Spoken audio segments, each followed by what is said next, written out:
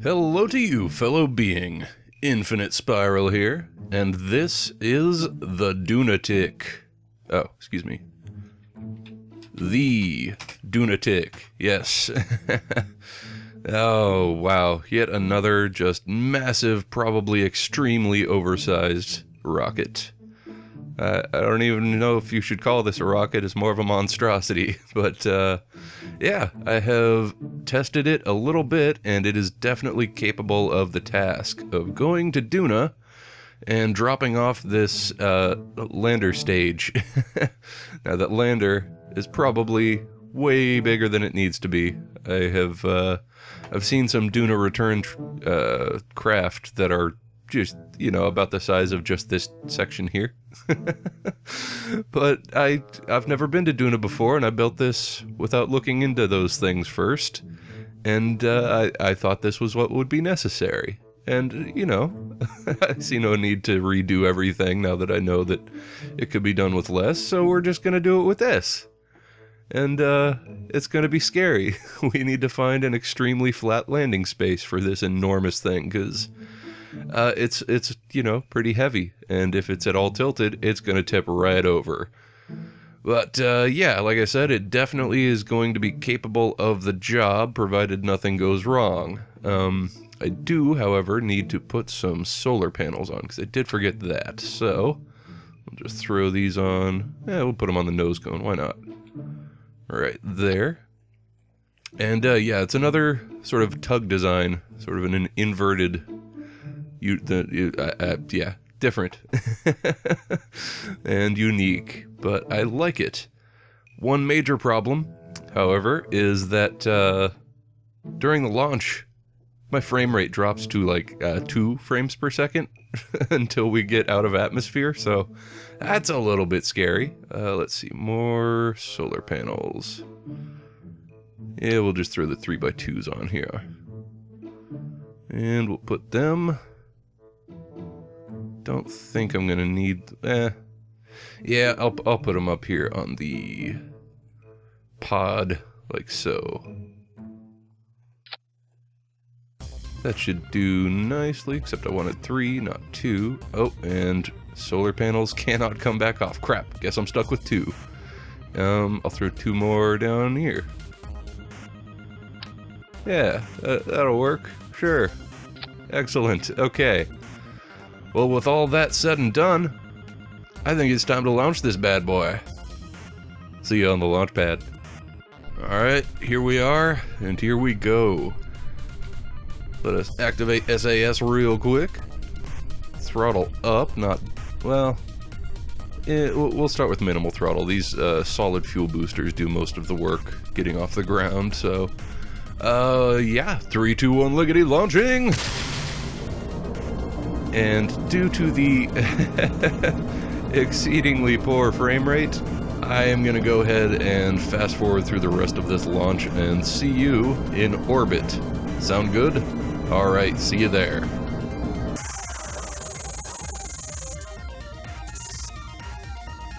Alright, we have the most basic of low Kerbin orbits. We're just barely at the threshold of the atmosphere at 70 kilometers and then 74 on the other side, so just where it needs to be. Obviously I would have liked for it to have been higher, but that's not the case. And yeah, I really hope that everything works out. So from here, let us get a look at the current positions of everything. So Duna is up here, and that is not where we would want it to be, because in the time it would take us to get out there, we're going to come out ahead of it. So I am going to take the advice of, I believe, Brent Geary in a comment on the previous video, and I am going to wait until the actual correct transfer window. Okay, so I just went and looked at the transfer window table, and I was wrong. We wouldn't get there ahead of Duna, we would actually be behind it, which can be easily proven with a brief demonstration of a maneuver with a prograde, like so. And set Duna as target. And give me my maneuver back. And yeah, keep pushing out. And there we are. We're here. Duna would be here. So yes, the infographic is correct. So what we want to do is wait until Duna is approximately 45 degrees off of where Kerbin is. So that's going to be when Duna is here. Well, closer to... yeah, about there in relation to Kerbin being at the 3 o'clock. We want Duna at the 1:30. So that's how that works. And that means we're going to need a time warp for a while as we catch up to Duna. So let's get back to the Space Center and get to that time warp. Alright, so that should be the position that we're waiting for. It may be a little tiny bit early still, but I think it's time to go find out with another test maneuver. So let's do that. And I will go ahead and link the infographic that I was talking about in the description for this video, so that anybody who's curious can take a look at it, because it seems like very useful information. But let us find out what this transfer is going to look like from this point. Wait. Okay. Had to make sure I was on the right side of the curve. Oh yeah, look at that. Very effective infographic indeed. I like it. So what is that looking like in terms of burn? We don't know, but it's about 1,200 meters per second difference. So that's not too terrible. And that puts us meeting up with it right at the apoapsis, just about, which is exactly where we would want to meet up with it. That minimizes our delta V that's necessary to get into orbit and pull off nifty maneuvers and such. So I think we should go ahead and get ready to make this burn, because that's going to be coming up in 12 seconds. Already pointed at the maneuver node, which is excellent. So let's time warp a bit until it's pointed almost towards prograde, because I'm going to need to do a little bit of a test burn just to find out what it's going to look like on this current stage, and we're probably going to run out of this stage before we finish the burn, unfortunately. So minute 40 on this stage. Now those little test burns like that, especially with big engines like I'm using, they kind of throw off your planned maneuver a little bit, but the effect is minimal enough that I'm not that concerned about it, so I'm just going to go ahead and proceed as though everything was fine. But yeah, so we're going to start this burn at, well, it would be T-minus 50, but I think we're going to instead, that's 50 seconds, I think I'm going to start it at T-minus, well, I don't know, because the next stage is very effective, so yeah, we'll just pretend that this stage is going to last the whole time. We'll start it at T-minus 50 seconds. Yes. Alright. 3, 2, 1, a burn! And we better keep that maneuver lock on. Now, we are probably going to have some wobble because we have gimbaling engines and a lot of torque, which is not a great combination, but actually it doesn't seem that bad right now. Maybe it'll get worse as time goes on. Maybe it won't affect us at all. I really hope that that's the case, because this is a nice, steady, smooth, stable, sturdy burn. So I'm going to go ahead and fast forward until, well, probably until we run out of fuel, but maybe until we finish the burn. We'll see. Alright, well, we started getting wobble right there at the end, but yeah, we have just enough fuel to finish this. So let's just get that on there. Get it to 0.0, or probably 0.1. Oh, 0.0. Excellent. Very nice. So now, things should be looking very... Oh, not quite. Now, is it a prograde or a retrograde burn that we need in order to fix that? Because we aren't quite in an encounter anymore. And it is a retrograde, it looks like. Or perhaps not?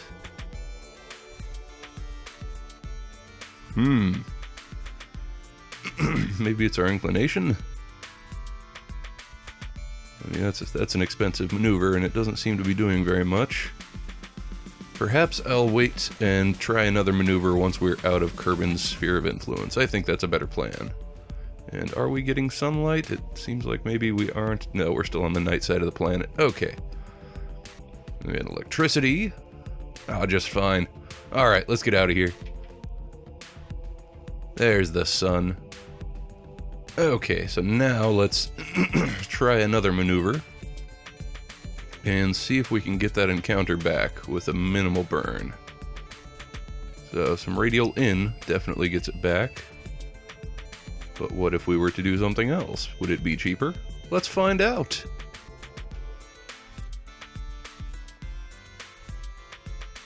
Well, not retrograde, and not prograde. So, radial in it is. So let's just skip the maneuver and, oh, excuse me, it's not radial in, it's anti-radial. I did not realize. But yeah, no maneuver, and we will just sort of eyeball it, do a low burn, low thrust, low throttle burn when we're eventually pointed at the radial. Holy crap. Excuse me, the anti-radial. Oh, I think we just ran out of fuel. Yes, we certainly did. Okay then. There goes that stage. I had intended for this stage to actually get us into orbit of Duna, but I think we'll still be okay using these engines on the lander. God, what a ridiculous thing to call a lander. Oh gosh. Yeah, these three outer, what are those, rhinos or a twin bore? Yeah. These three twin bore fuel tanks and engines, those are my landing stage. Okay, well, let's go ahead and drop this. Just make sure, double check that that's the right thing happening. Throttle down and stage. Alright, there it goes. Without any motion at all. That's interesting. But we are free.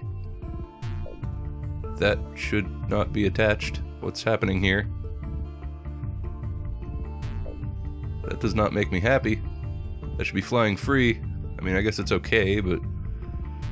Damn it! That's a stage separator. I know it is. No! I'm wrong! It's a decoupler! I'm a fool. Okay, well, that's my mistake. It's not gonna affect anything. We'll actually just... We'll be able to finish everything just fine. None of those are, you know, attached onto engines or any... Oh. Please? Please tell me that this is pointing the same way. Okay, yeah. So the next one will stay attached to the pod and not to the engine that's above it, so that's good. Anyway, that's enough dilly-dallying. We need to keep radial in burning. Radial-ing in. Yes. And there we go. We got our encounter back. Did not take much at all. So, I think it's time to time warp. I think we had another brief encounter with Kerbin, and that seems to have influenced us and taken us out of our Duna encounter. So, we're gonna have to readjust and find out what we need to do again. And it's another radial in. There we go, and we've got it back. Alright, continuing along again with the time warp. Alright, we have entered our Duna encounter. So, what does this look like right now? I think it's waiting to make the transition because that is not looking correct. Unless we just have a... yeah, we're just really, really far from Duna. That's not good. So, what does an orbit look like? What's that going to cost us? Okay, so a basic orbit is going to cost us a minute of burn. That's not pretty. That does not bode well for our landing stage. Uh-oh. I really thought it would be strictly used for landing. So it's not really well set up for this. Perhaps we could set up an encounter with Ike to slow us down more. Maybe. Oh, that. Yes. Yes, we absolutely can. So with the right amount of burn, that puts us into a much lower orbit of Duna, which is perfect. Alright, so 855,000 kilometers. Oh, 855 kilometers, excuse me. That looks like our closest approach using a gravity assist from Ike. And I think that's going to be our best bet here. It's a special sort of maneuver. And, oh dear God, I hope we have the ability to pull this off. But while we're in the process of doing that, we also need to get this little satellite that's on the front of our ship ready, because that thing is just going to orbit Duna. It is not coming down to the surface with us. It's got, see if I can zoom in here and show it, sort of. Yeah, we've got 6 little thermometers attached to it, because it's going to be taking, well, 5 different temperature readings. I suppose I could use it for the 6th. I would probably have to crash it into the surface. Maybe? Maybe not. In fact, yeah, we will use it for all 6. Never mind.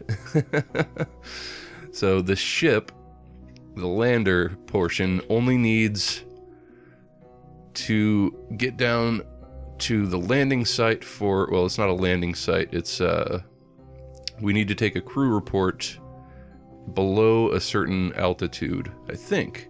I'm pretty sure. Maybe it's above. Let me double check that. Holy crap, it's above. Okay, well that's super awesome. We could probably, well, I don't know exactly how close you have to be for it to count.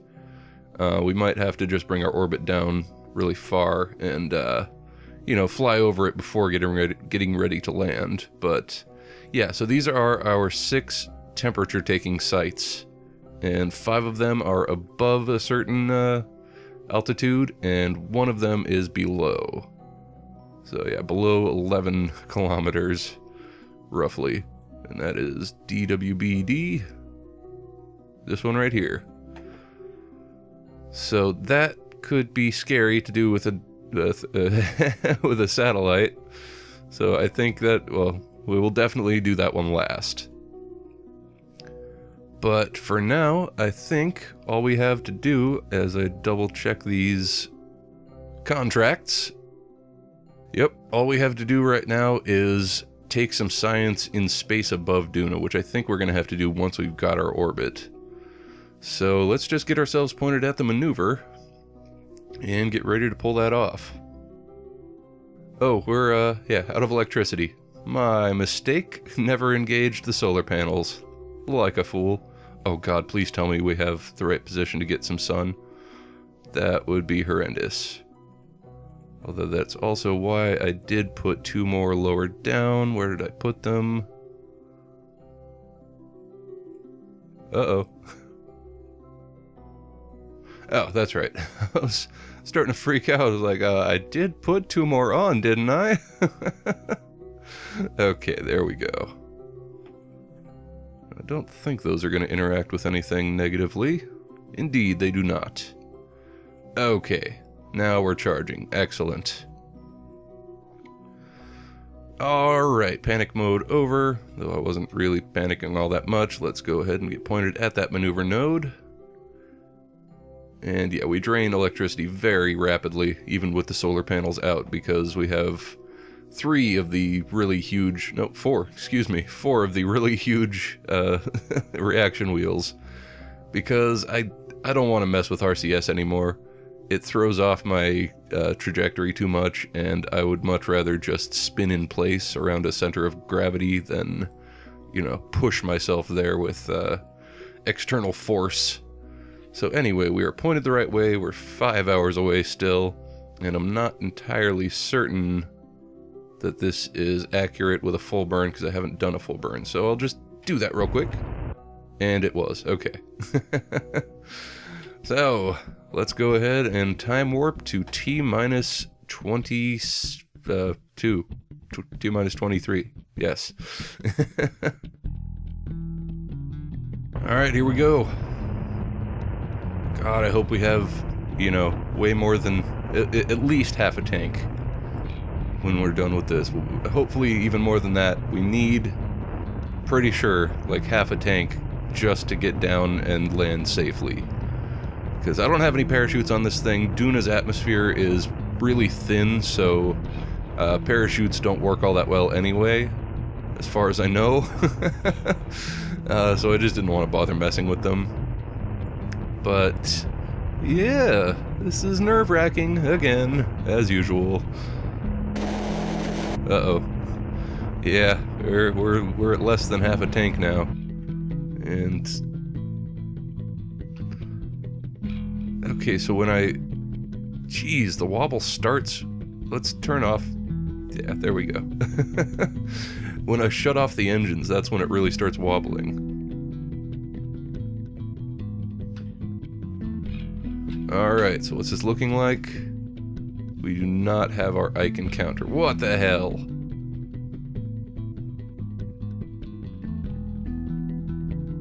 Okay, we just need more prograde apparently. Although, it doesn't seem like it's going to get us much closer.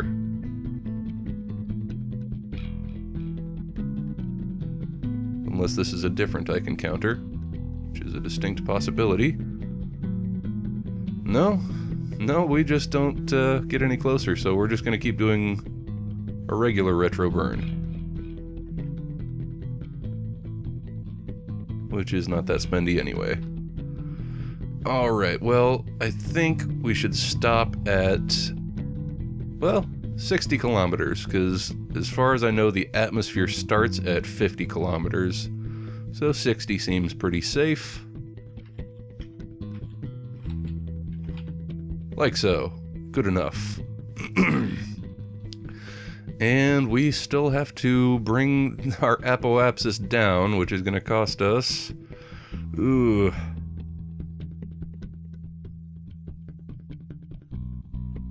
Oh.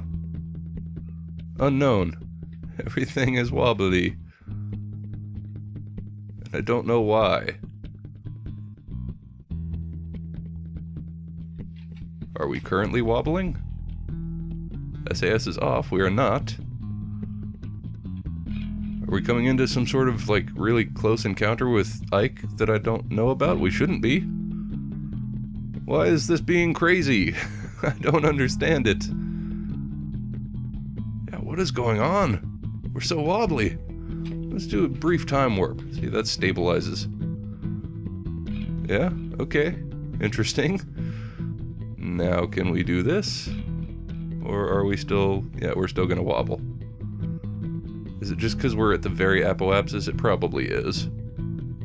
Yeah, let's time warp a bit forward. Okay. Yeah, I think we just didn't have enough orbital velocity to be able to make accurate judgments about maneuvers, perhaps.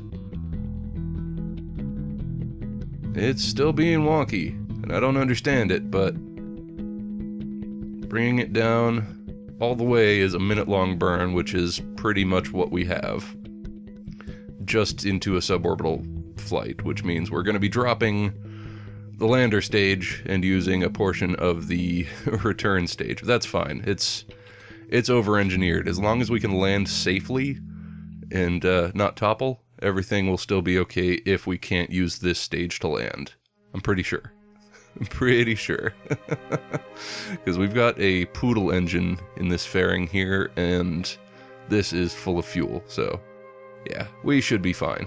I think everything will be okay. Optimism, yes! Let's go ahead and make our burn at the apoapsis. Excuse me, at the periapsis. Well, I got screwed over somehow. I thought by auto-warping to the maneuver, it would give me, you know, that 1 minute before the maneuver thing.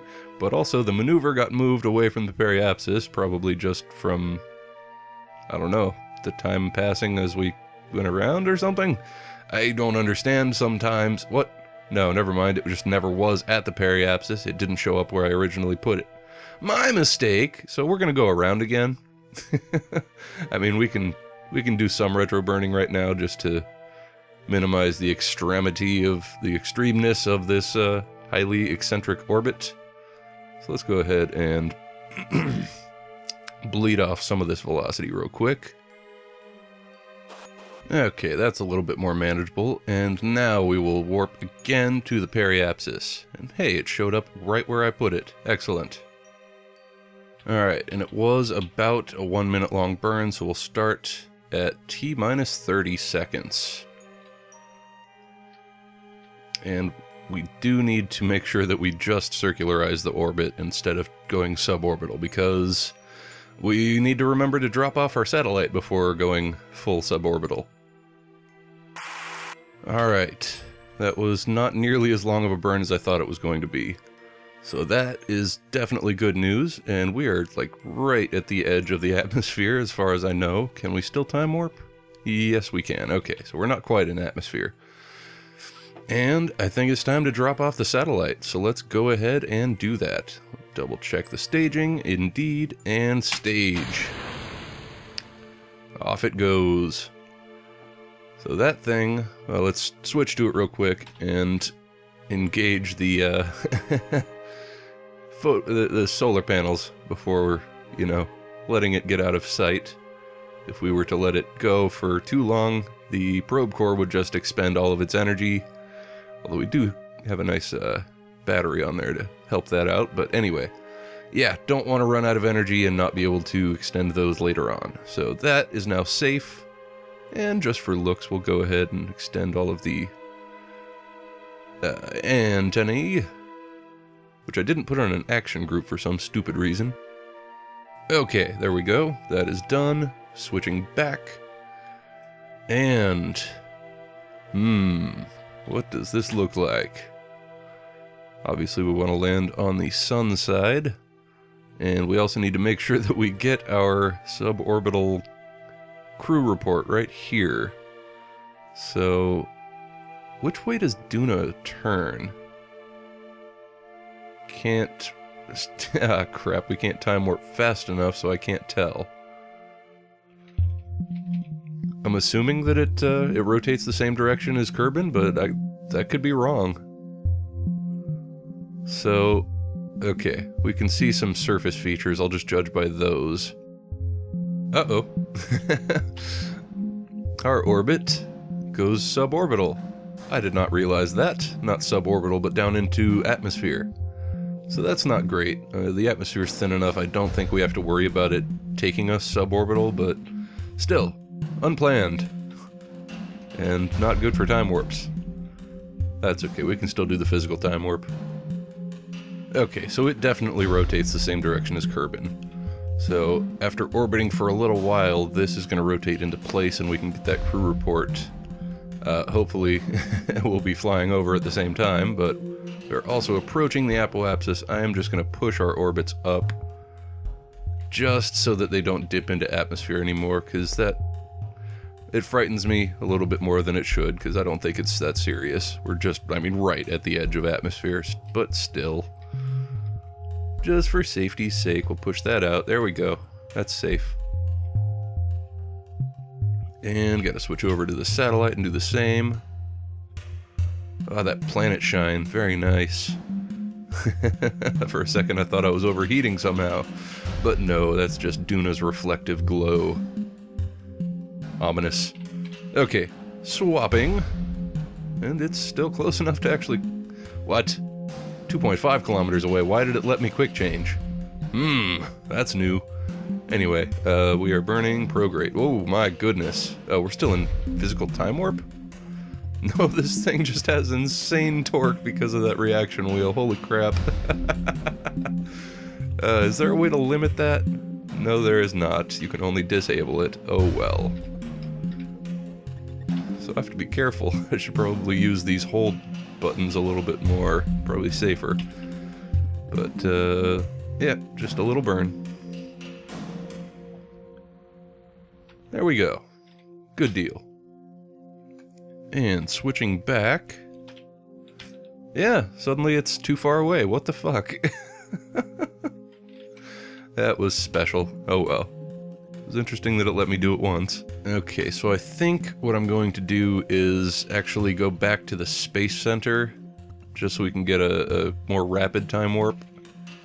Because this is going to be time consuming to try and watch it from this screen as it rotates into place. We need to orbit. Oh, maybe not. It's not that bad. Yeah, we need to orbit like 2 or 3 more times. I think.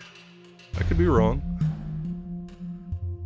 And I may have to adjust to catch it. Hopefully not.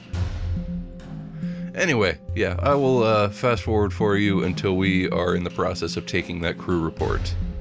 Because that's when things will pick back up.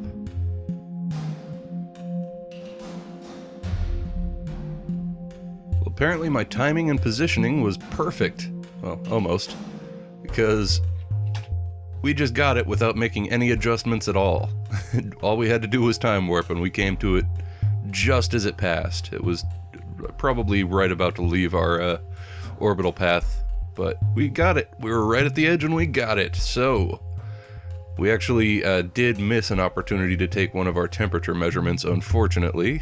I wasn't paying attention and it passed right under the satellite, so that's gone. We'll have to get it another time. But for now, it's time to take this thing down to the surface. It's time to land on Duna. Oh my goodness. So I'm not going to bother trying to bleed off anything into the atmosphere, because from the reading I've done, that's not a very effective thing on Duna. So I think I'm just going to pretend I'm landing on a moon, kill off all of my lateral velocity, and then just go for a straight vertical landing. So, ooh, here we go. Well, we killed off our lateral motion, and it cost us all of the fuel in this stage, so we're gonna drop it. Oh, here we go. Goodbye. Those will slam into the planet's surface below us. That's nice, because we'll be able to use those to, gauge our distance to the ground. So that's excellent. And, okay, we are falling already at 200 meters per second, rather. We need to... Oh, God! We need to pull in our solar panels. Jesus. That is very important. Don't want those busting off in the atmosphere. Whenever the atmospheric effects start. We haven't even entered yet. We're too high up. But, yeah. Let's go ahead and time warp until we enter atmosphere. And there it is. We have entered atmosphere, but clearly there are no atmospheric effects happening yet, although on Kerbin that would happen a bit lower. So let's continue time warping. And we do seem to be falling slightly faster than those empty tanks, which, is to be expected. We're heavier than them. But I don't know where the ground is. Okay, we've got clouds. So... yeah, and yeah, if we were seeing clouds on Kerbin, we would have already been burning up. So the thickness of this atmosphere is definitely significantly different. Definitely far less dense. But I think that I should probably start burning off this vertical velocity. Let's do that. And those are gonna, yep, there they go. So that'll give us an idea of how far the ground is below us. And keep burning that off. So still a couple kilometers.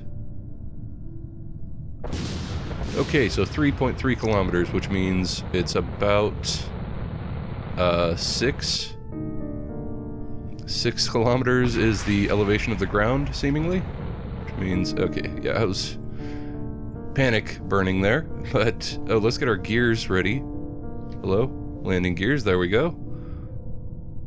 Oh god, I hope this works. I need to find a very flat landing area. It would be great if I could find our shadow.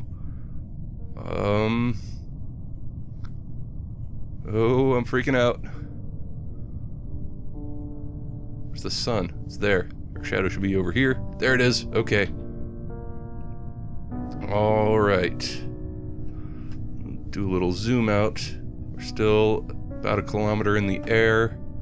And yeah, sort of a hilly area, a little bit bumpy. Glad we're not over there in that ravine. It looks kind of smoky. That might be difficult to deal with.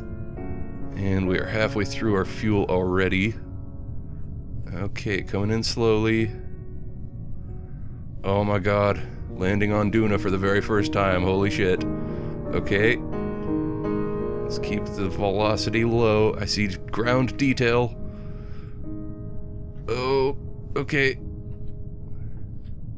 Gotta be super, super careful with the throttle. Okay, what does this ground look like? It looks... No. Yes, flat. Oh god, not too fast. Okay. We're touched down. Don't tip, don't tip. Oh my god. Oh my god. Are we stable? We're stable. If I turn off SAS, are we still stable? We're fucking stable. We are on Duna. Oh my god. That is amazing. I'm beyond words. I've never landed on Duna before. We've still got more than half a tank, which is awesome. I am pretty sure we're good to go. Holy shit. Well, I believe we are going to conclude this episode in this moment of triumph. Yes! Gorgeous. I'll go ahead and take all my science between episodes, and next week we'll get on with these contracts, fulfilling all of our missions and completing the overall plan. Holy shit, we're on Duna! Oh my god. Awesome. Raving like a dork. Who cares? Well, anyway, that's going to conclude the episode. So if you enjoyed what you saw here, feel free to leave a like. If you'd like to keep seeing more and you're not already subscribed, feel free to do that. I'm Infinite Spiral. This is Kerbal Space Program, and this is fucking Duna. And hey, I can even see Ike up in the sky. Very nice. We'll see you in the next episode. Thanks for watching.